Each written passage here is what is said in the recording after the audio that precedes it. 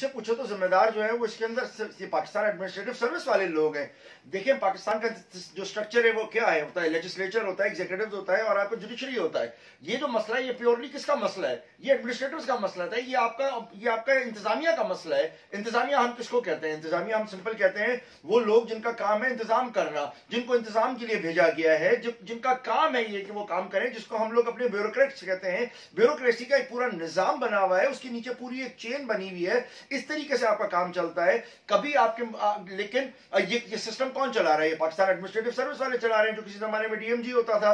ये सीएसएस वाले, देखिए कायदे आज़म ने बड़ी शुरू में ये बात कही थी कि जो गवर्नमेंट सर्वेंट्स होंगे वो अपने आप को आवाम का मुलाजिम समझेंगे। ये वो लोग होते हैं जो हमारे टैक्सों के पैसों से काम करते हैं, हमारे टैक्सों की आमदनी से उनकी तनख्वाहें चलती हैं, हमारे टैक्सों की आमदनी से आके ये लोग इस सर्विस में बैठते हैं। इनको लॉयल होना चाहिए स्टेट के साथ, इनको लॉयल नहीं होना चाहिए। देखिए वो दौर गुजर गया जब ये लोग लॉयल हुआ करते थे क्वीन के साथ, ये लॉयल हुआ करते थे अपने क्राउन के साथ, ये लॉयल हुआ करते थे अपने वाइसराय के साथ। पाकिस्तान एक आजाद मुल्क है, इनको अब लॉयल होना चाहिए था अपनी आवाम के साथ। लेकिन पाकिस्तान का सबसे बड़ा अलमिया जो है और सबसे बड़ा जो नुकसान है वो इन लोगों के साथ हो रहा है। आप लोग कभी पॉलिटिक्स को बदलने की बात करते हैं, पॉलिटिशियन पॉलिटिकल निजाम को बदलने की बात करते हैं, आप कभी सदारती निजाम की बात करते हैं। आप किसी भी निजाम को लेके आ जाएं, आप अमीरी गरीबी सब चीजों को छोड़ दें, जब तक आप पहला नजर इस सीएसएस वालों के ऊपर नहीं करेंगे। ये लोग जो मेहनत करते हैं, पढ़ते हैं, लिखते हैं और उसके बाद तक एक पेट्रियोटिज्म लेके एक सर्विसेज में आते हैं और फिर जो इनसे घटिया तरीन काम करवाए जाते हैं, असिस्टेंट कमिश्नर के लेवल से जो काम शुरू करवाए जाते हैं,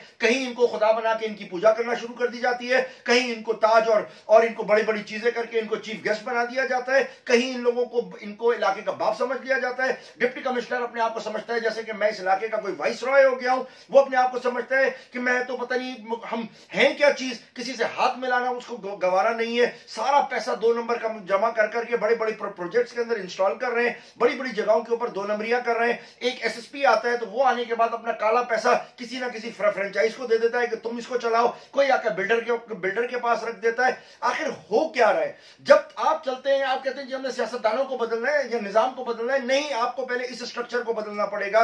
ये वो लोग हैं जो स्टेट के ताबे होने चाहिए, जिनका ताल्लुक स्टेट से होना चाहिए, जो स्टेट के लिए काम करें। और यहां पर भी जो नाअहली साबित हुई है मरी के अंदर भी कि लोग सर्दी में ठिठर के मर गए, ये इन लोगों का काम था।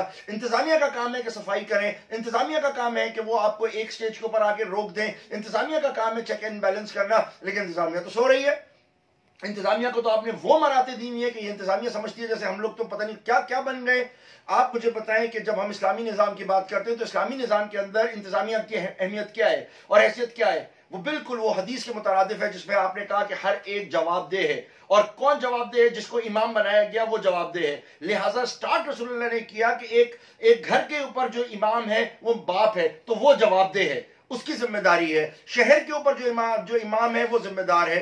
तो यहां तालकों का सिस्टम है, यहां पर तहसीलों का निजाम है, यहां पर डिस्ट्रिक्ट्स का निजाम है। इनके जो इमाम बने हुए हैं वो अपने आप को इस रियाया के आगे झुक क्यों नहीं रहे? वो इस रियाया के आगे काम क्यों नहीं कर रहे? वो क्यों अपनी गाड़ियों के अंदर बाहर घूमते फिर रहे हैं? सिर्फ इसलिए क्योंकि ये जो निजाम और जो बना के दिया था वो क्वीन ने अपने लिए उसको कहा था कि तुम मेरे साथ लॉयल हो गए, वो उनके साथ लॉयल था। आज बदकिस्मती से ये लोग लॉयल हो गए हमारे एमपीएस के साथ, अंगूठा छाप एमपीएस के साथ आज ये लॉयल्स है। आज उन एमपीएस के साथ हैं जो खाना तरीके से नहीं जानते, ये उनकी गुलामी में लग गए।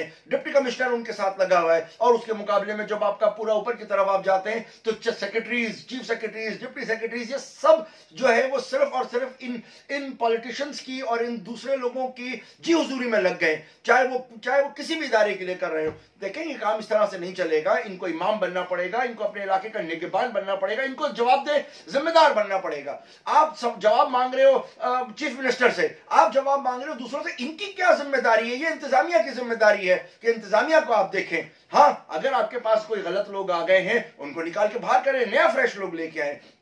और अगर वो लोग यहां पर मौजूद हैं तो उनकी कम से कम तरबियत तो करें, उनको औजार तो दिलाएं। उनके पास उनकी चीज नहीं है, अपने आप को बचाने के लिए उनके पास सामान नहीं है, तो वो क्या सड़क से बर्फ उठाएंगे? कौन सा काम करेंगे? दुनिया भर में बर्फ पड़ती है, यहां तो लोग गर्मियों से भी मर रहे हैं, तो सर्दी से भी मर रहे हैं। अल्लाह ताला उन लवाइकीन के साथ को सब्र दे जिन्होंने अपने प्यारों को खोया है। मगर एक बहुत बड़ा अजाब है, बड़ी बड़ी तरीके की चीजें, और ये इस किस्म के मामला रुकेंगे नहीं। हम सिंध में गर्मी के अजाब से मर रहे हैं, वहां पर ठंड के अजाब से मर रहे हैं। ہم سب کو چاہیے اجتماعی طور پر اللہ تعالیٰ سے معافی مانگے اور اس نظام کو یہاں پر قائم کریں جس کے لیے پاکستان کو بنایا گیا تھا. تب ہم کوئی بہتری اور خیر دیکھ سکتے ہیں، ورنہ حالات اس سے بدتر ہوتے چلے جائیں گے.